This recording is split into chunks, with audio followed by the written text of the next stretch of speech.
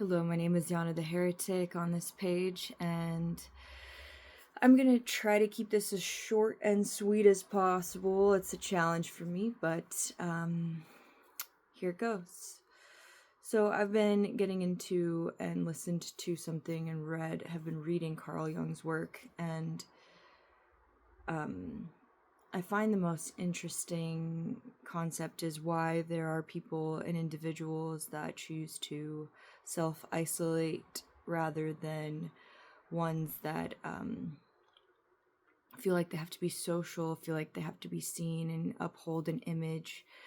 I have been in both worlds personally, and they're cyclical. They're not like super linear. There's like a time for being extremely reserved, and there's a time that you feel so isolated that you want to have community and want to be social. And I also have the gate of the week, which is the gate of aloneness. It is my solar return. I will be 32 on the 2nd of September. And the gate of aloneness has really played a huge factor. And funny enough, it's actually hooked up to gate 37, which is creating this channel of community, and it is a tribal channel. So I find that for me, to get to know the type of educator I am, and to comprehend the experiences that have led me to where I am now, have been a lot about survival, and that is also a part of my design, is survival. So getting to know me and seeing me from, my youth up to now has been, I have always fought for personal time, and the time to be able to master skills, the time to be able to read. That has been the most important thing that, as I hit, my mid-20s, I really started to pursue more of this balance and the time to, be able to stretch my body, the time to be able to read. And that really helped my mental state because, I consider myself to be ADHD and OCD, and it's not a deficiency, it's just the easiest way to describe these terms. And I have been sporadic in my growth, and a lot of the times, because of the way that I was brought up, I have chosen to be against authority because the authority that raised me was heavily not aligned to my beliefs and the beliefs that I choose to grow into as I became the person who I am now. And I realized that I wasn't an object, I wasn't a slave, I wasn't a person that had to fit into a mold, right when I was 14, and that created this life of, survival and what looked like homelessness, but it was a choice. And that's because self-development was extremely important after my stage of alcoholism. And, I learned fast, as fast as I could from what was going on. And the homelessness, it provided me the ability to spend my days the way that I wanted to. It allowed me to meditate at a lake, at a river.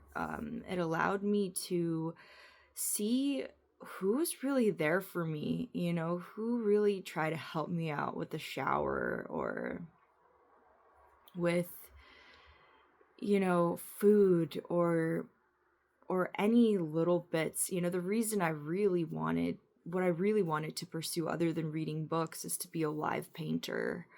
And, I live painted for a few events, and I would just get like $20 or something. And I would use that money to get food or to self-medicate the best way I could, because, even though it's fun to be alive and free and existing in the wild, as people would say, it gets depressing. There are factors that are depressing about not having a home, because you're not really able to work with, you don't have a confined space where you're allowed to work. You have to work under the observation of other people. And that can be hard, as a person who is introverted. So, I'd spend a lot of my time in like cafes and, drinking coffee and reading, and like, but then I would also like spend a lot of my free time at the river by myself. But, it's never really fully private, even if you're in your car and you're, in a parking lot somewhere isolated, you still feel like there's surveillance, right? So, I find that it was extremely important for me to develop the self, so important, because I was told that, I had to be an adult to understand things. I was told these very traditional, like, respect your family and your superiors type households.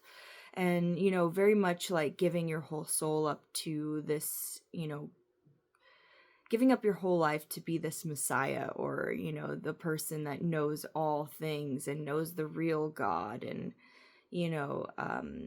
so you give up your entire childhood life to preaching and going to read these words with other people who have their own opinions of what is holy and what is like a sacrament. So I chose this path because it felt so good, but it didn't provide me any abundance. It didn't provide me, success. It was heavily destabilizing. So not only financially did I not understand, how to really work with the economy, I didn't understand why, like, the economy was structured the way it was, because I always felt like the man, or the Federal Reserve, or, we were just giving our life force energy away to, these places we're not even sure where our money's going to. And energy and abundance is life force. And if you're just giving that away, it's the same thing as giving it away to a false idol. So there is this sculpting of sovereignty that really made me who I am. And even though that I had to survive the way I did, because my body just resisted. It just said, no, this is like, you tried it. I tried to be a part of this material network of like, credit and taxes and, doing it right, but it never worked out, and it felt even more of a deficiency once that didn't happen. And I couldn't get it together, so I feel so entirely sovereign because the more people play into these systems, the more they feel drained, the more they feel like there's never a real end. There's never a real satisfaction. And I'm a sacral being. I'm a manifesting generator. And I really want to reach that satisfaction in my life and that success in my life. And for me, the only way to really do that is to attempt to restructure the entire network. And that requires the awareness of how schooling should be for children, how,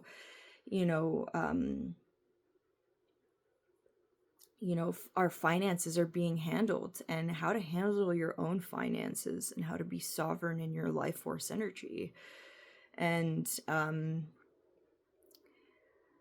I guess what I'm saying is that life sculpted me to be this person, and I didn't even realize it. And even though it seemed like, oh, well, there's Yana reading a book, being this introverted person who is homeless, I stayed with the desire to read more than I stayed with the desire to check out and to, be somebody in the eyes of other people, and to sell any part of myself to a system that I wasn't okay with. I didn't sell any part of my spirit.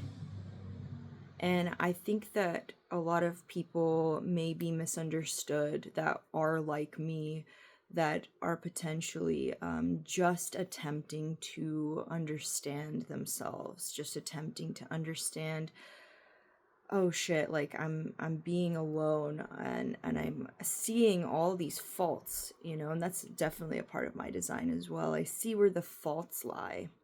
And it could be a really intense thing for people to experience, because, a lot of people aren't ready to integrate their shadow. And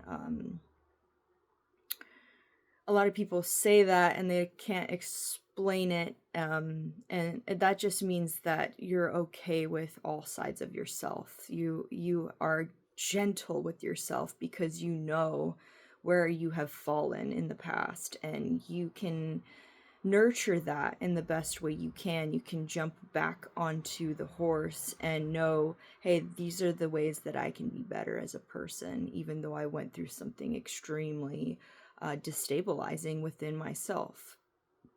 So shadow work is understanding that, hey, like, I'm not a perfect person, and this doesn't all look like the norm of package to like exist in, and to be to be seen feels uncomfortable right now, and I need to invert to really start to work with my inner energy alignment, instead of going out and trying to numb myself more and more, so there's more and more layers of heaviness that are on you, and deception of the self. So these are things that happen to a lot of energetic beings. This is inevitable. This is everyone wants to be accepted. Everyone wants to be loved. And, the more separation there is in this universe, the more you feel alone. And I'm saying this because being alone is really good for you. It's really good for the internal systems, your internal alignment, and being out in nature really is like, you're never really alone, So you choose to really sculpt, yourself as a human being. And even if you choose to be alone, it does not mean that you are going to be that way forever. It doesn't mean that, nobody understands you. It just means that you're really starting to ferment in what is not working, and being able to face that, and being able to come out and be happy with yourself, be happy, really sharing what you've gone through, and allow that to be cyclical. Even though I respect my alone time, I am a hermit by the zodiac and the tarot. I also find that I need people, and I need to be out, and I need to have a good time and have fun. And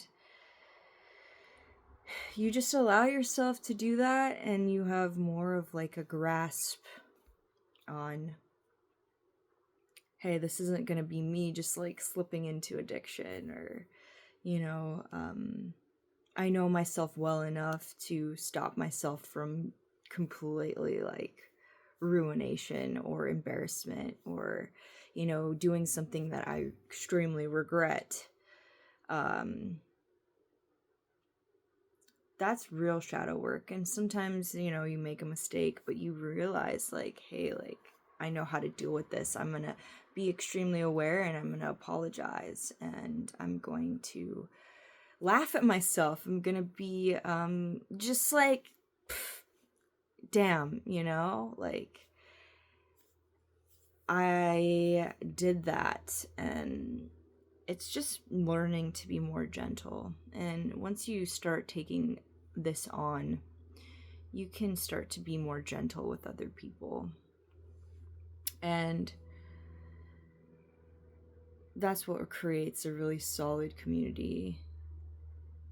So don't allow these thoughts of just misunderstood. I'm misunderstood. I'm alone. I'm an introvert. Really affect you to the point where you completely are locked in that coffin, you know, are locked, completely chained up in the coffin. You can always break free. You can always walk out. It's your choice. And just because you're choosing a life of mastery, you know, and people don't really know that, they don't see that, doesn't mean that you have to take that on, because you're doing the work, and that's okay. And you're gonna get to the next step. You just will. And whatever that looks like to you, just keep going. And I didn't know this is where it's gonna go, but that is my message of the day. I hope you enjoy the next gate in transit, gate 40. It's been in transit for a few days now. I love you.